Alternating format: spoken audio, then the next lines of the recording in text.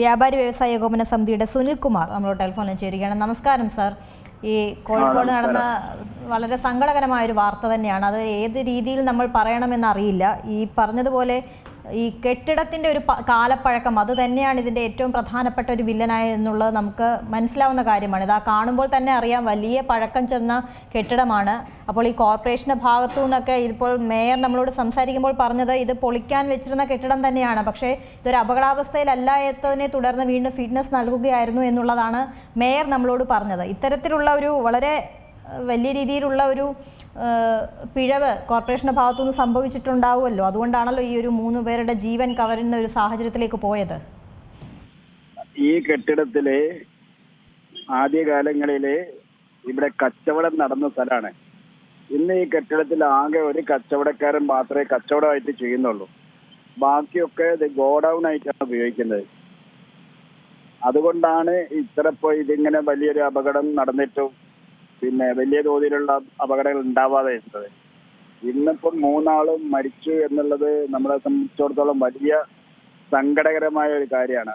അതുപോലെ ഒരു വണ്ടി ഡ്രൈവറും 2 തൊഴിലാളികളുമാണ് മരിച്ചത് ഈ പ്രദേശത്തുള്ള. ഇത് കാലപ്പഴക്കത്തിന്റെ കാരണം തന്നെയാണ് വികാരം ഉണ്ടായ കാരണം. ഇത് മുന്നേ 1-2 വർഷങ്ങൾക്ക് മുമ്പ് വ്യാപാരികൾ തന്നെ ചൂണ്ടിക്കാണിച്ചിട്ടുണ്ട് ഈ കെട്ടിടം അപകടാവസ്ഥയിലാണ് എന്നുള്ളത്. ഇനിയും ഇതിപ്പോ പറഞ്ഞ ഒരു കാര്യം ഇതിൽ അപകടാവസ്ഥ ഉണ്ടായിരുന്നില്ല എന്നുള്ളതാണ്. അതെങ്ങനെയാണ് നമുക്ക് അങ്ങനെ പറയാൻ കഴിയുക? കാരണം 50 വർഷത്തോളം പഴക്കം ചെന്നതാണ് എന്നുള്ള കാര്യം മേയർ പോലും സമ്മതിക്കുന്നുണ്ട്. 50 അല്ല 60ഓളം വർഷമായി. കെട്ടിടത്തിന്റെ കാഴ്ചയിൽ തന്നെ അറിയാം കെട്ടിടത്തിന് പിന്നെ ബലക്ഷയം ഉണ്ട് എന്നുള്ളത്.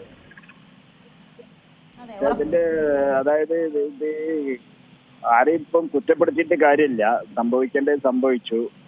ഇനി ഇത് പരിശോധിച്ചിട്ട് ഇതിന്റെ ഉദ്യോഗസ്ഥന്മാർ എത്രയും പെട്ടെന്ന് ഇത് പൊളിച്ചു നീക്കാനാണെങ്കിൽ അത് ചെയ്യാൻ വേണ്ടത്. അതാണ്, ഇനിയും ഇതുപോലെയുള്ള കെട്ടിടങ്ങൾ കോഴിക്കോട് ഉണ്ടാവും. അത് എല്ലാം കണ്ടുപിടിച്ച് തന്നെ അതിലൊരു നടപടി ഉണ്ടാവുക എന്നുള്ളത് തന്നെയാണ്. അടുത്ത കാലത്ത് പിന്നെ സെൻട്രൽ മാർക്കറ്റിന് സമീപം വലിയൊരു കെട്ടിടം കോർപ്പറേഷൻ തന്നെ പൊളിച്ചു മാറ്റിയതാ അവരുടെ ഉടമസ്ഥയിലുള്ള. അതുപോലെ ഈ പരിശോധിച്ചിട്ട് പൊളിക്കേണ്ടതാണെങ്കിൽ പൊളിക്കണം. അതുതന്നെയാണ് ഇതുപോലെയുള്ള ഒരു അപകടങ്ങൾ വരുത്തി വെക്കാതെ തന്നെ കോർപ്പറേഷൻ ശ്രദ്ധ നടത്തണം. വളരെ നന്ദി ശ്രീ സുനിൽ കുമാർ പ്രതികരിച്ചതിന്. ഏറ്റവും പുതിയ വാർത്തകളും വിശേഷങ്ങളും വിരൽ തുമ്പിലറിയാൻ സീ മലയാളം ന്യൂസ് എല്ലാ ഡിജിറ്റൽ പ്ലാറ്റ്ഫോമുകളിലും ലഭ്യം.